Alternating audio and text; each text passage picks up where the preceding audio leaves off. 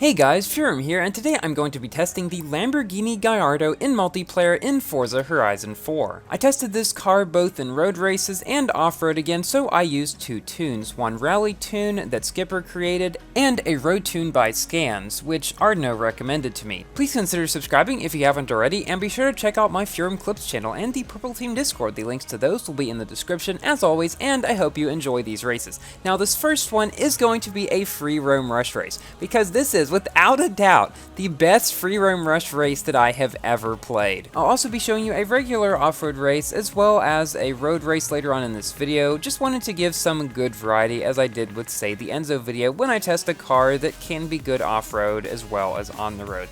I've tried to do that some more recently just because so many cars in Asphalt 9 or 8 simply are not good off-road in this game, so whenever I get the chance to test one that is good off-road, or at least decent and not terrible off-road, I like to do it. So who are we facing today? We've got Skipper in his Gallardo, Carrera GT in his Carrera, Crucial in his Gallardo also, Arno in his Ford Mustang DD, Tired Flame in his Carrera, Rio in his Alfa Romeo 33S, Tangram in his Carrera, and Meaty Potato and Sacralite in their Toyota T100 WPs. If you have Forza Horizon 4 and would like to join in on the action, it is fairly simple. In the Purple Team Discord, I have a special roles channel where you can choose the Forza Horizon 4 role. If you click that, you'll be notified every time that I record one of these lobbies, which I will be doing in 6.5 hours after this video goes live, so at 4:30 p.m. GMT. This time around, we will be testing the McLaren 570S in S1 class. I've been told it is one of the most overpowered road cars for S1 class, so I'm certainly looking forward to that. Now here, we are just barreling toward the finish line. I don't know, I just absolutely love the feeling of going completely free across terrain, just jumping over barriers and through trees. It just gives such a great feeling, and I was able to get through there without hitting any trees. And coming up toward the end here, I tried to go down the dirt path again, and then just had a few more trees to get by, and we came to the destination in first place with nobody else even on the map at the time. I got such an exhilaration from that race, I gotta tell you. Now we are going to be moving on to our road race of the video, Greendale Club Circuit. I typically do not put circuit races in my videos because I think they're slightly more boring because you see the same thing 3 times, but also because I typically am not as good at them.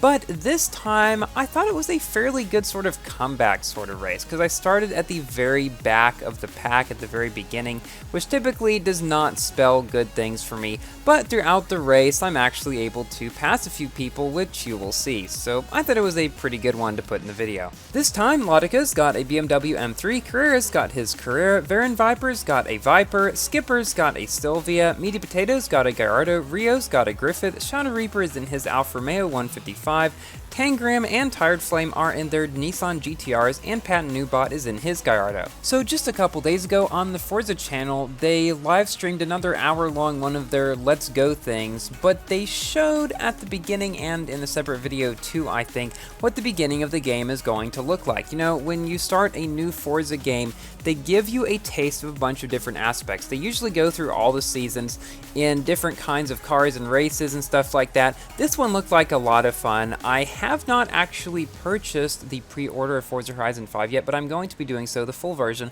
I've also considered purchasing a controller, both to use in that game and possibly to learn to use in other games too. They did come out with a special Forza Horizon 5 kind of controller, but I saw it didn't really appeal to me all that much, so I'm probably just going to build my own purple one. I believe you can do that on the Xbox website, and I think it's a little bit less expensive there too. Also, some people have asked me if I'm going to be recording the same kinds of races inside Forza Horizon 5 as I am now in Forza Horizon 4. I definitely plan to.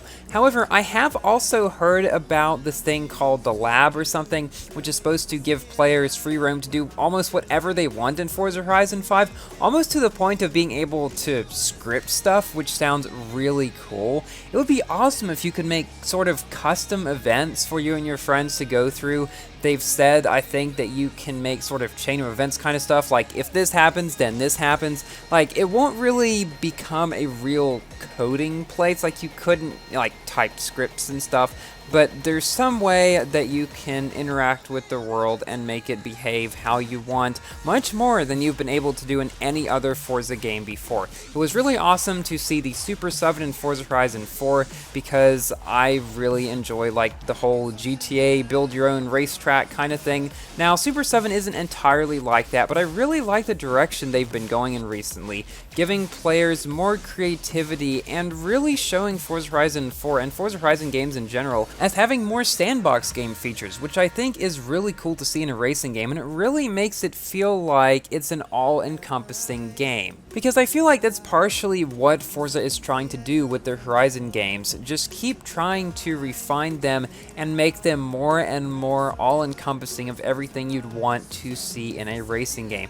So if somebody just wants to play a racing game, you say, okay, go buy Forza Horizon 4, it's the best one. I really feel like that's the kind of feel they are going for, because many other kinds of racing games are very specialized in some aspect. You have Asphalt 9, which is completely arcade. You have Forza Motorsport 7, which is very sim racing.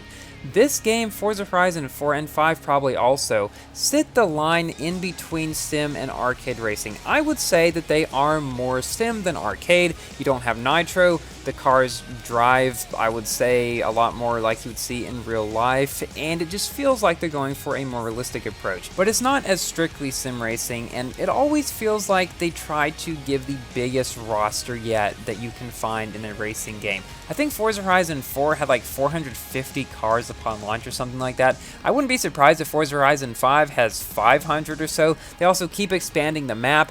Now, I would say that in some sense, the Crew 2 actually does a slightly better job of just being able to do pretty much anything that you want in it, because they have more stuff like different bikes, and they have boats, and they have planes, and the map, I would say, is probably bigger too. Now, what I don't know is the Crew 2 map still bigger than the Forza Horizon 5 map? I think it is, because the Crew 2 map is ridiculously huge, but Forza Horizon games are catching up even closer every time a new one comes out. Well, we're coming up toward the end of the final race in the video, which was an off-road race, but we seem to be on the asphalt a lot. I'm really hoping that Forza Horizon 5 has the off-road races be a higher percentage off-road than Forza Horizon 4 seems to have. For my general review of this car, I'll say it was fine, but it certainly wasn't one of the best cars I tested, but it was still pretty decent. Thank you all so much for watching. Please like the video if you have enjoyed, and consider subscribing for more asphalt and other games content, and I will see you in my next video. Goodbye!